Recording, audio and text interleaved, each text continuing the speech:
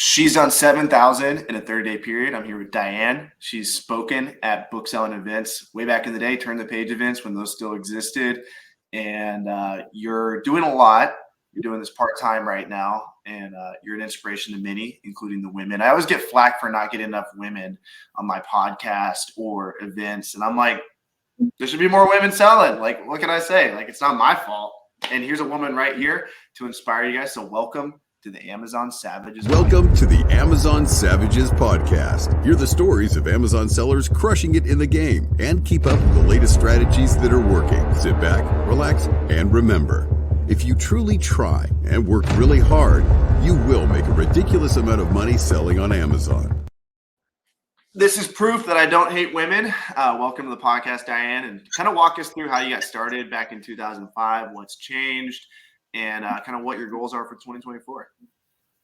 Oh man. Okay. So this is going to show my age and everything. So I started selling a couple things are going to show my age. I started selling when I was in undergrad in 2005. And I also started selling on half.com. So if anybody remembers that, that was the media site for eBay.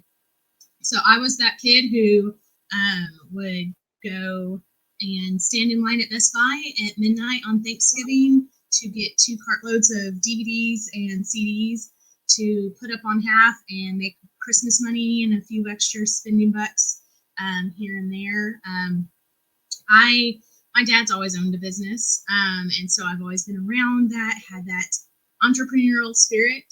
So from that 2005, I went to grad school, kept kind of flipping things here and there, kept going even though I work full time, or I have been working full time. So this has always been a side gig for me. I love it. It's been great because it's allowed me to do a lot of things. So one of the things I'm doing right now that I couldn't have done without my business was I up and moved, and I am now a full-time graduate student, was working on my PhD, but I also bought a condo doing that.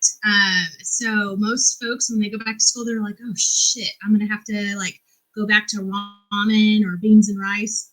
And I have been able to sustain myself. I have a 20-hour-a-week grad associateship here at Ohio State, they're going to get on to me, the Ohio State University anyways. But by keeping my business up and going, I've been able to fill in that gap, pay my mortgage, not have to live on beans and rice, even though today I'm having grown up Chef Boyardee, I'm having a Progresso soup for lunch today, but that's okay.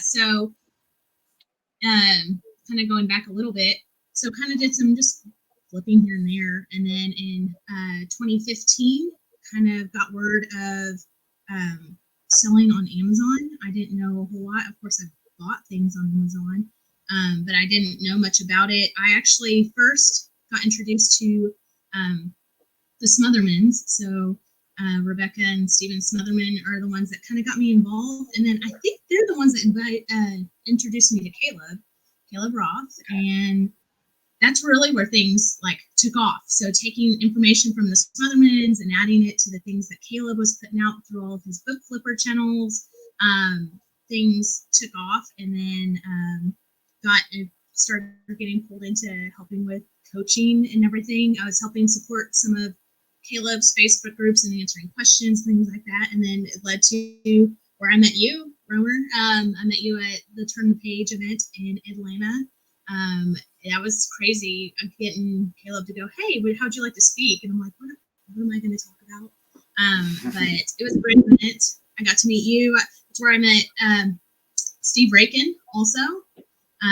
So both of you guys have been great to get to know. And you know what's funny is that was my first ever account shutdown, was at that event. I think I got a notification that my account was shut down, or a second account shut down. Who knows? I've been through like 6. And at that event, it was like the first one. And I remember I was doing the Wim Hof breathing outside. And then that morning of, I was like, oh shit, like my account was shut down. And I'm like, I'm here speaking at this event and my Amazon account shut down. felt like such a fake guru. Oh man, yeah, but you've been doing things to keep going. That's the thing, is that you just keep driving. So I don't stop. that's good. My biggest flaw in strength. Yeah. So yeah, kind of talk us through what you're doing now and what your goals are for 2024 Amazon wise, and how you're finding inventory and what your business kind of looks like today. Yeah. So I had to do a big revamp when I moved to Ohio. So I moved halfway through 2022. I up and left Arkansas. So I was in Little Rock, and that's where I was rocking and rolling there, because I had established really great connections with folks there. I getting Gaylords from a local nonprofit that I volunteered with, and then found a way that by buying Gaylords of books from them, I was solving a problem they had. Plus, I was able to continue supporting their cause, which is huge for me. So I had to up and label that. I sold off probably 95% of my inventory, because there's no way I was going to have to pay for a bigger U-Haul to just haul inventory across state lines. So I had to start all over halfway through 22, and still trying to figure out kind of that new balance of things. I'm slowly getting into, so in addition to Gaylords, I was doing free book pickups, which was huge during COVID. Everybody was cleaning house, and folks didn't want to just dump off at Goodwill. They would contact me. Funny thing, I got a text literally 3 days ago from a lady I picked up from in the middle of 2020 going, "Hey, are you still doing that? I have some books I would love to get to you." And I'm like, "Sorry, I don't even live in Arkansas anymore." But anyways, getting here, being in a whole new setting, new city, being not sure what kind of safety issues, because of course I have to think about those kinds of things. I have been slow to start back my free book pickups. I do it just on a kind of local basis only. But it's been nice. I'm learning more and more, because Avery, I know you know this, like, I'm willing to help out just about anybody, but now I'm having to go, my time is very precious, especially trying to balance full-time grad school, 20 hours a week job, and then doing this and coaching. I have to be selective, because this summer I had a school reach out to me. I love supporting schools, but they were like, "Hey, we just changed our whole literacy curriculum. Would you like to take the books?" And I was like, "Okay, sure," knowing kind of what those were. It's like, "Okay, I'll come get some." Ended up being like 26 boxes full of really those little cheap, like Harcourt and McGraw-Hill little tiny readers that aren't worth much. And so I was stuck with those. They took up so much space in my garage, and so I'm going to try to be more selective. I still want to be able to help folks, but I've got to be more selective on things. But I'll say I've been able to help organizations around here still. So I have actually shifted a little bit in the fact that I am buying a lot of textbooks from students. So in the area I'm working, that's what I would be doing if I were you. State here, but they have. Yeah, it's been great. The only problem that I'm still trying to kind of navigate is, for me, I'm an employee of Ohio State, and so I have to always walk that line of what can I do on campus and around my ask for forgiveness, not for permission. Considered a conflict of interest. Yeah. Well, no, not when it has my degree on the line and my mortgage on the line. So hey, get that book money. They're not going to ban you for selling books. Send them my way if they ban you for selling books. Tell them I told you to do it. Okay, yeah, because they're gonna be like, "Who in the world's this guy?" They're like, "Oh, this is a kid that got a jump on last summer." Yeah. Yeah, I'm not sure there's a whole lot of credibility there, Avery. So, but the cool thing is, though, also here in Columbus, there is multiple law schools that are separate from OSU. There's multiple medical programs around here. And so I've capitalized a huge amount on Facebook Marketplace. So reaching out right now, I probably have like 20 listings I've saved so that I can go back and look them up. But I'll email folks and say, hey, do you still have these books? I'd be interested. If they don't have pictures of the ISBN or real clear picture of the cover for me to scan, I'll ask them, say, hey, I don't know which ones I can use. Can you please send me the ISBN or just shoot me a picture of the barcode? So that's been the fun thing. Since I can just take my phone and Scout IQ will just scan the barcode right off the screen. It makes it really easy. I'll come back to them. Normally what I do with my offers is I go and I make a list of all the books that they want, because I know, because I've been there, is when you are ready to get rid of textbooks, you just want those things gone. They're just like bricks that take up all the kind of space and heavy as can be. You just want them out of your way. So I try to make an offer on everything that they have. So I'll make a list. I will write down what is it the profit, what profit does Scout IQ say it has with the zero buy cost. If they don't have anything, if it's not going to profit on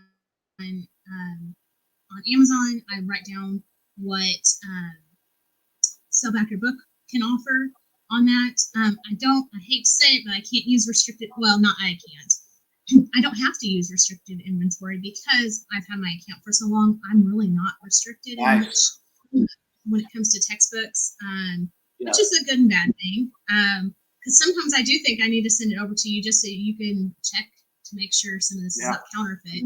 But I'll just make that list, add it all up, see what kind of profit I can make if I got it for free, and then I cut that in half. And usually, like the first offer I give them, I cut it down just a little bit more to give me a little bit more profit margin. You offer them half the profit. Mm-hmm. You're very generous.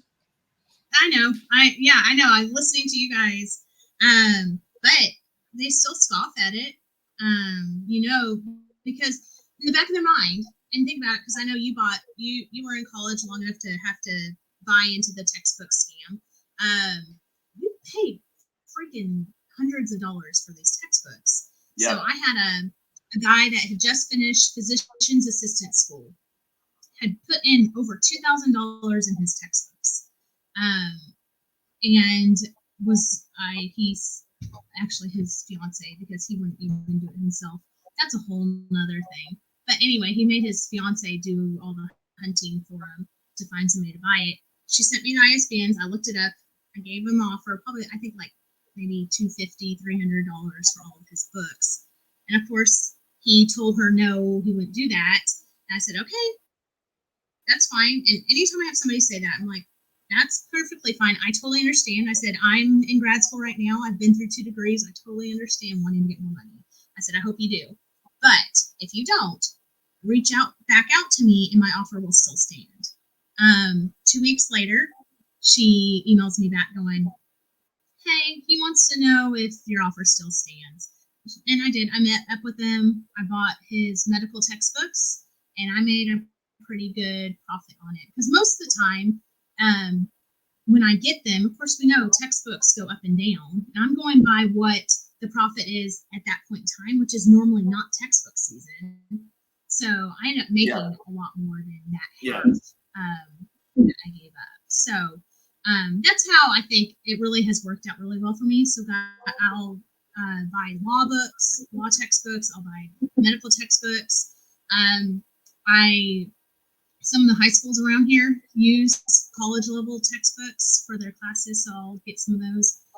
So that's been really helpful. It's really annoying though that I run into a lot of the textbooks that are like campus specific or course specific, and I've caught a few of those unknowingly. Like you'll look at it and they use the same cover, but then you start looking somewhere, and somewhere in there it goes, this is for OSU course 3030 or something like that. Yeah, sometimes they have the listings on Amazon for them, though, every once in a while. If it's like a bigger specific school, or not bigger specific, but if it's like, I don't know, Ohio State or whatever, Vanderbilt, like they might have that exact listing on Amazon. And we kind of go by the same philosophy with teachers editions or global editions. Like we sell them on Amazon if they specifically say in the listing teachers edition. But if they don't sell a teachers edition on a student edition book.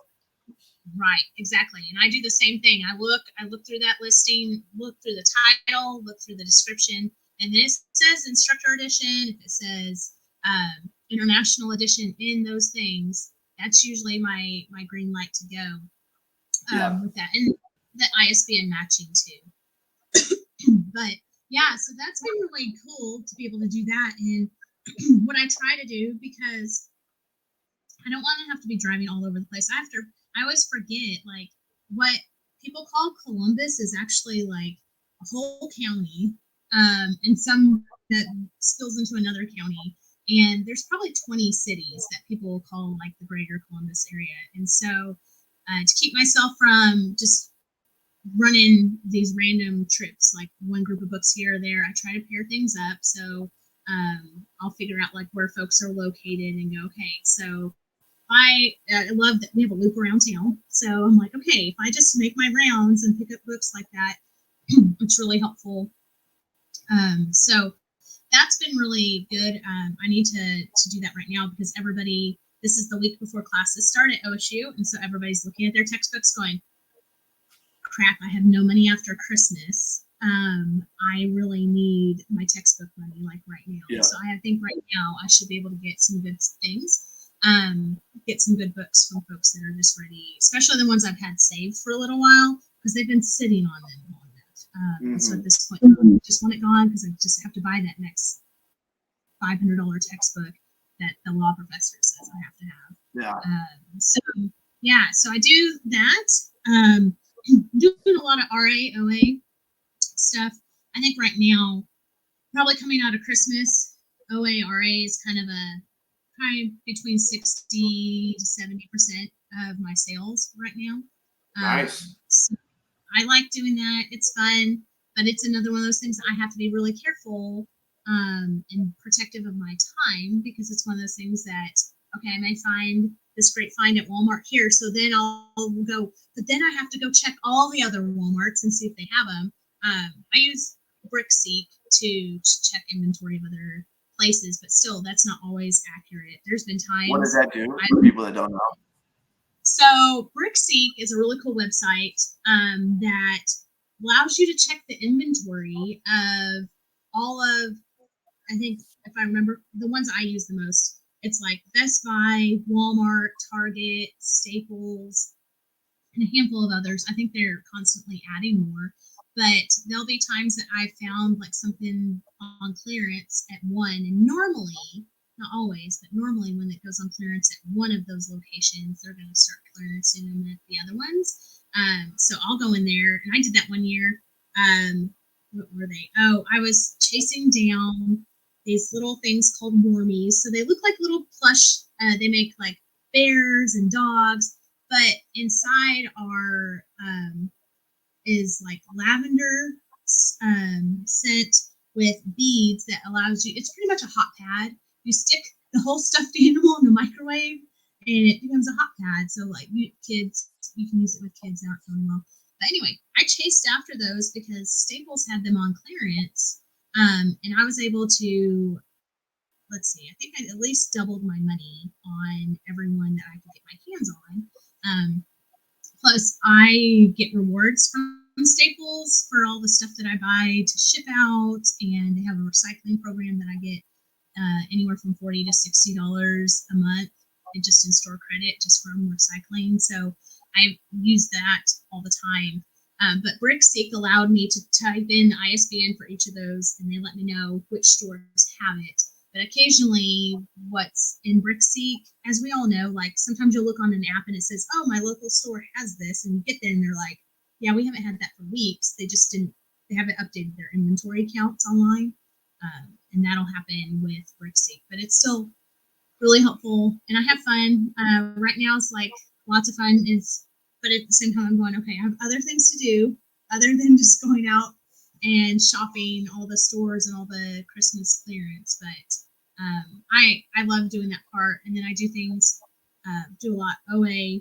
I just got a notification as we're sitting here going, hey, your pickup order is ready at one of the stores. So yeah, I'm trying to think if there's other parts I'm leaving out. Oh, another thing that I do that's kind of outside, because I do some eBay as well, but I'm also doing, this started whenever I was doing pickups in Little Rock, but I also have like creative endeavors that I do. So I take, as we all know, if you do free book pickups, you're going to get stuff in like horrible shape.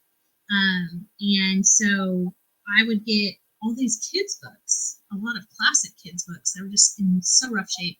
You couldn't even sell them online, like in a, I just couldn't do it, sell them online. But at the same time, I didn't want to throw them out. So I've started taking some of the parts of those books and making other things that I can sell in like craft fairs and Etsy, things like that, which has been great because that also gives me kind of a creative outlet that also, mental health wise, just gives me something that's not, Amazon stuff does feel like work because I do treat it like a business.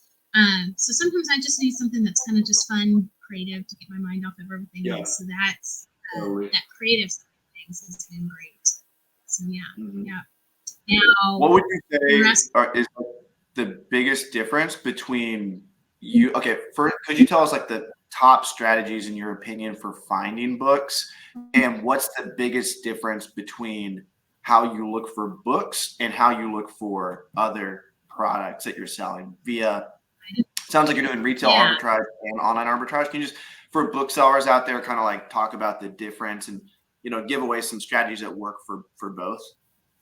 Yeah. So, same thing that we say about books, scan everything. There's so many times I'll go into Walmart and there's certain things like catch your eye personally because you're like, oh, that's really cool. I'm interested in that kind of thing, or that's something I use. But don't overlook the odd thing that makes you go, who in the heck will buy that? Most of the time, anything I say that, it's something that will actually sell. So be willing to scan just about everything. I've gotten in debates about this with folks, but I really don't sell Walmart brand stuff. So like Equate, just their home brand of things. I don't really sell just because I don't want to worry about things have been gated and ungated and you get regated again. So I don't want to mess with all of that. I want a good brand that people know that don't shop at Walmart or Target or wherever I'm at. So for me, I'll find stuff in the stores, and then a lot of times I'll go online and look as well. I also, it really comes down to, I look at places that I'm already going to. I'm already shopping personally, so I just kind of figured that out. And I kind of stick to, I've kind of found a niche. I do a little bit of like anything that sells, but then I have a niche of a couple of areas that I have, through my own personal experience, learned from other folks what's really popular in those particular products. So I go and scan, or I go there onto their website and look quite a bit. But let's see, some of my big things that I do. One thing I would definitely say, I know we harp on Keepa and people get mad at us for harping on Keepa, but when it comes to my RAOA stuff, I look at Keepa quite a bit, especially right now. At this point in the year, coming out of Q4, you have to check Keepa, because especially if you're doing things that are toys or anything that potentially got increased sales for gift giving for the holidays, you have to look at the historical data because everything's going to be inflated right now. At least when it comes to rank, especially those that really live and die by sales rank, which you all, like, everybody has heard, like, that's just a snapshot in time, which is where that Keepa comes in. So that was something that Steven Smotherman, I kind of helped him out with his group Eversoft, and we were talking about that, letting people know, you have to be checking stuff on Keepa. Yes, they're great clearance prices right now, but look at what the sales price was and the sales velocity was back in June and July. Like, you want something that will keep selling, especially now with the new fees coming in, that low stock inventory fees that we're all still trying to kind of interpret what all that's going to mean for us. Because if it's at that ASIN level, it's figured up, we may be in trouble. But if it's at like the seller level, it may be a little bit more.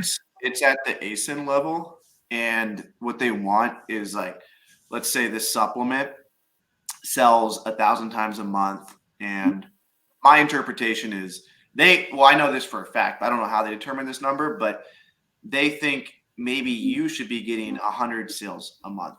So therefore you should have at least a 30-day supply, which would be 100. And so if you don't have 100, then you're going to get hit with the low stock fee. But for booksellers, I think most books will not get hit with the low inventory fee, because Amazon will determine that one unit is enough for a 30-day supply. And so unless it's a super fast selling book, you're not going to get hit with it. We'll see. And also brand new sellers, which a lot of the podcast listeners are brand new, do not get hit with that fee for 1 year. So that's nice. Yeah. Yeah. And that's kind of how, so Joji and I jumped on a session a couple weeks ago about it. And so hopefully I'm not losing it. But that's kind of how we thought about it, is that books should be fairly safe. But it'll be interesting to see exactly how the fees play out, because it's not going to be charged until you sell the item. It'll be part of those other FBA fees that people already have a hard time interpreting. So make sure, and once we get to that point, everybody's going to have to learn how to navigate that transactions page within Seller Central, so they can really see what impact is this fee having, especially when you are doing OA and RA. And then if you're going into things like wholesale or replens, make sure you're trying to keep up with what Amazon deems is an acceptable level of inventory. So 100%. So in 2024, I have this new challenge called Feed the Beast Challenge. It's 100% free. You guys can sign up below. It's all about feeding the beast, sending more inventory to Amazon. The more inventory you send to Amazon, as long as it's fast selling, profitable inventory, the more money you're going to make. Feed the beast, get your inventory levels up, and get bigger Amazon payouts. You guys can sign up for that. The link is below. It's 100% free. So Diane, what is your opinion on the number one strategy that you could give a complete beginner to help them feed the beast, whether it's books or other products? What do you think, like, the number one thing they can do to get more profitable inventory? Definitely check out what you have near you. So many folks, they think they know their immediate area or their city really, really well.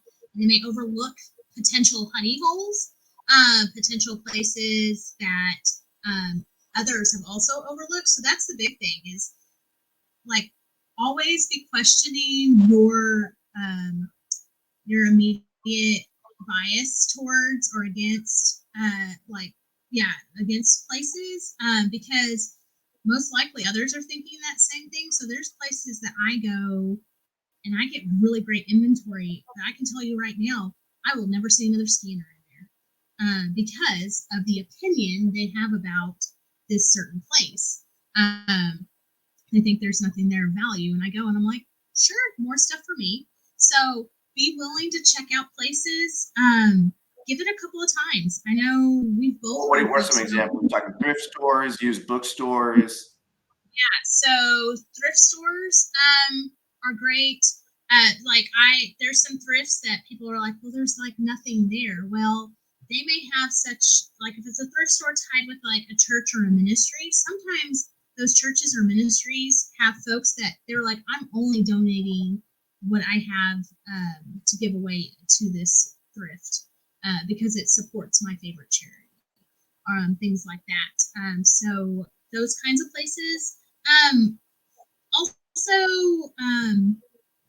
places you wouldn't quite think about normally to go do RA. I know, I think most people now know places like drugstores like CVS, Walgreens are at least worth looking at from time to time. But think of places, and this was an idea I got from like Steven Smotherman, checking out hardware stores. They carried some of the most random stuff, especially around Christmas. They had a ton of different things in there that they normally wouldn't have, and they're maybe testing it out to go, okay, is this something that our buyers would also buy whenever they come in to get that box of nails?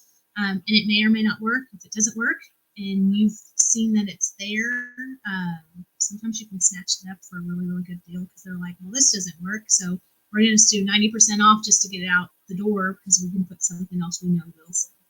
I'm trying to think of some of the other places, types of items. So like talking about different sections, we always have this discussion when it comes to book sales, especially library sales. Like we all have our own ideas. I know you, in your mind, you know exactly what section you go to, and I know exactly what section I go to. And I'll tell you, my go-to is the one that most booksellers really don't look at a whole lot. But because I've learned quite a bit, and I'll just put this out there because I know of the sellers around me. I hate to say it, Avery, I don't think any of them follow you. I would be super surprised. Actually, I'm going to run paid ads on this in Arkansas and make sure they see it. Well, the folks in Arkansas definitely, but like children's books. Yeah. We know, like, yes, the vast majority are the cheap, like Scholastic $4 books that definitely absolutely have no resale value for us on Amazon. But there's within children's books, there's other ones that really do have value. And so that's kind of like my go-to that others overlook. I've heard it out and out from some of the sellers going, well, kids' books aren't worth anything. We hear it in our groups, but I've also heard it in person from our folks around here. So don't knock it till you try it type thing. At least give it a chance. So like talking about like thrift stores. Okay. So we've talked about, like, there's been folks that are like, well, Goodwill's dead. Goodwill's not great to go to, but they've never actually went and tried, or they got there and the biggest reseller of books just went out the door with 2 cartloads of books. And so that person perceives that there's nothing there and it's crap. Well, I would try different sources at least a couple of times and try to do it different, both days of the week and times of the day too, because you never know. Like my Goodwill, and I hate to say it, but the lady that did books, that this isn't going to be helpful to anybody around Little Rock, but the lady that used to do books there in Goodwill, there in Little Rock, has passed away, so this isn't true anymore. But I knew she only worked in the afternoons. But when she worked, she was putting out books, and she was putting them out well, and she put them out, and they were well organized. And so I always knew to go to that Goodwill on those specific days that I knew she was working, and in the afternoon, because I could always come away with some great stuff, because she would, like, within 10 minutes have a whole cart unloaded and on the shelf, and she's back in the back pulling out more books to bring out. So you have to be in the right place in the right time. Be willing to ask if you're doing, if you go to thrifts, ask them. More often than not, I've figured out there's really not a whole lot of rhyme or reason to when they put stuff out, but some do. Some have specific times of the day they put things out, specific areas that they stock on certain days, things like that. And it doesn't hurt to ask. Yeah, I'm trying to think if there's other things.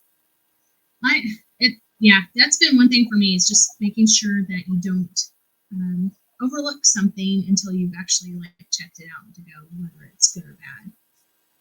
100%. Where can people find you, Diane? You're on Facebook. You're in all the Facebook groups. I am. Yep. So if you're in any of the Rakin Facebook groups, I am, according to somebody, I'm the Diane. It's funny.